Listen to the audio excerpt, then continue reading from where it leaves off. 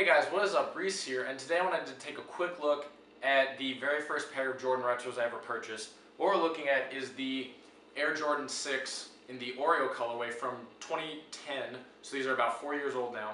And this is a pair that honestly, I have just worn the heck out of. I got them back at a time when I didn't actually have that many pairs of shoes, so they were kind of like almost my daily shoes, and I wore them down. I played basketball in them for about a year, and so they're getting a little tired. They're still in good shape, like I can still wear them, nothing's wrong. There are just like scuffs in the leather and stuff. But one thing that really annoyed me was back here on this white part of the midsole in the back, there's a lot of paint chipping. I'll show you a picture right now of the two pairs. The left one is actually way worse than the right one, but they've still got like chipping and stuff. And I've really been interested in getting into like repainting sneakers or repainting midsoles. And so I figured this would be kind of a good way to get into that just by repainting this little section back here. And so I'm going to do that for this video.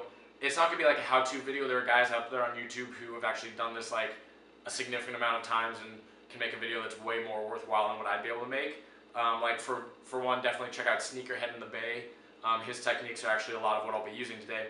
But I just kind of want to make this like update video and kind of show you my progress.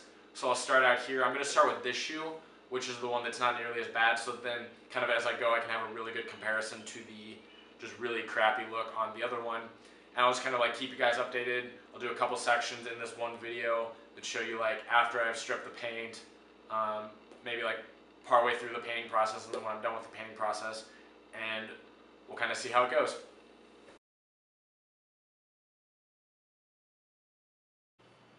So here goes a quick update now. I've got the paint stripped off of the right shoe.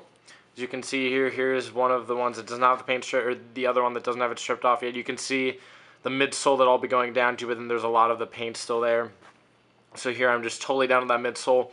Basically used Sneakerhead in the Bay's tips, which was metal file around the edges, both where it meets the leather, and then on these side parts where it meets this black speckled part, because that still looks okay.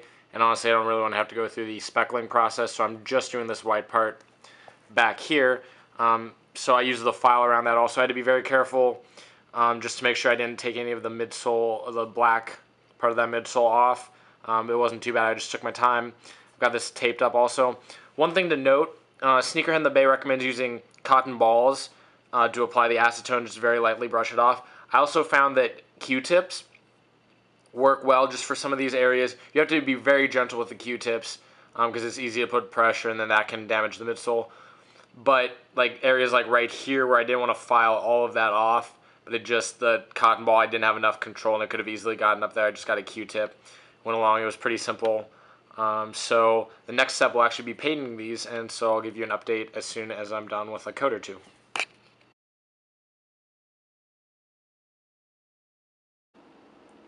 Here's our first post-paint look. I haven't stripped the tape off yet, but I wanted to show you this quick.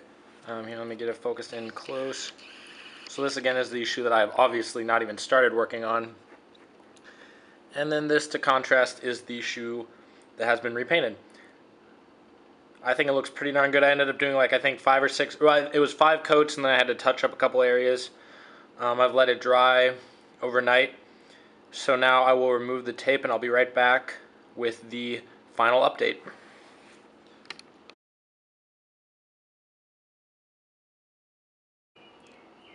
And here's the final look. It's not perfect. There were a couple places where I was really concerned about making sure that I taped up, like on the black part of the midsole, to make sure I wouldn't actually get paint there. Ended up taping a little too much, and so there's kind of, if you can see right there,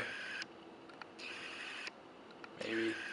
Okay, my camera's not going to pick this up, but there's just like a little gap right along there. I might go back and try to touch up with a very small brush. And then it also peeled just a tiny bit when I removed the tape up here at the top in some places. But overall, I'm pretty pleased. It looks so much better than this at the very least. And for my first attempt, not too shabby.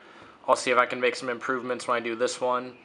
And yeah, we'll kind of go from there. Hopefully, at least though, this means that now, like whenever I do have trouble with paint or something, I can at least attempt to fix it myself. It's really not too bad.